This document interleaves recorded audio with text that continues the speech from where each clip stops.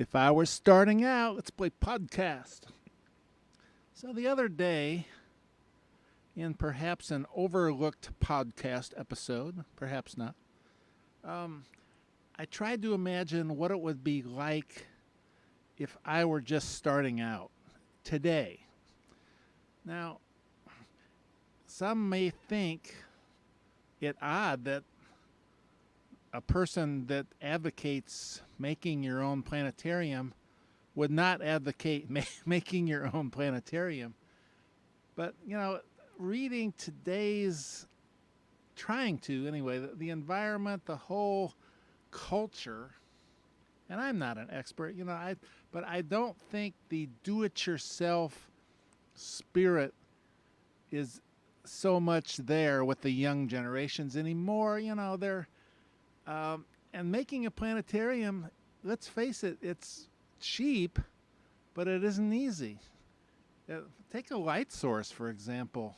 You don't just run out and get suitable light sources for home planetariums, do you? Take the pinholes. You don't just, today's kid, try to picture today's 12-year-old going out and buying number 80 drill bits, and going to all that trouble. No, I would think, and that's why I kind of recommended an off-the-shelf solution, but the Homestar seemed accurate. It did a number of things. It had motion.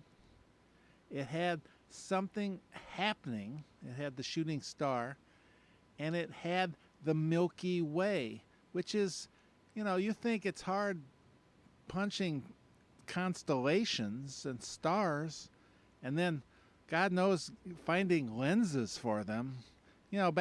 Even in my days, you could easily buy small lenses. What are you going to do now? You saw me with my Likert cylinder, having to punch out reading glass lenses and gluing them to the pinholes. So that's just, I don't think kids today are going to do that. I just realistically, in my heart of hearts, I think they need something. The same with a dome. The same. That's why, if you can do any kind of rounding, and this must sound terrible to people who have gone out and built,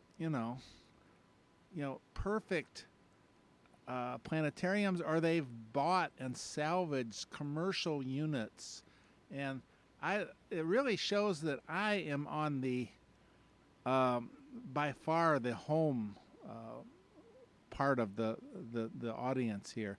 I'm definitely belong over there in the home fun section, and I realize it's all fun, but I'm trying to be realistic.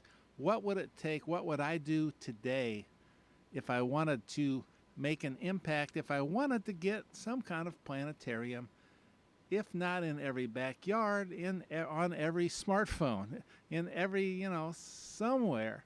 So I think less granularity, more overall impact, something happening, some kind of motion, a Milky Way.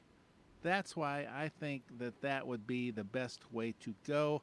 That's why I think making something like a home planetarium is really for a niche. And it's a niche, I think, that has gotten smaller and smaller and smaller.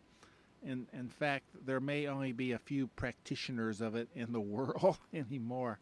So, that's a contradiction, isn't it? You're trying to get something in every backyard. At the same time, it's something that nobody does anymore. Nobody likes it, or not likes it, but nobody's able or willing to do what it takes. So it's a tightrope, isn't it? It really is. And I didn't even get to other things that I wanted to say, but I've got other episodes in mind. So I'll be back. Bye.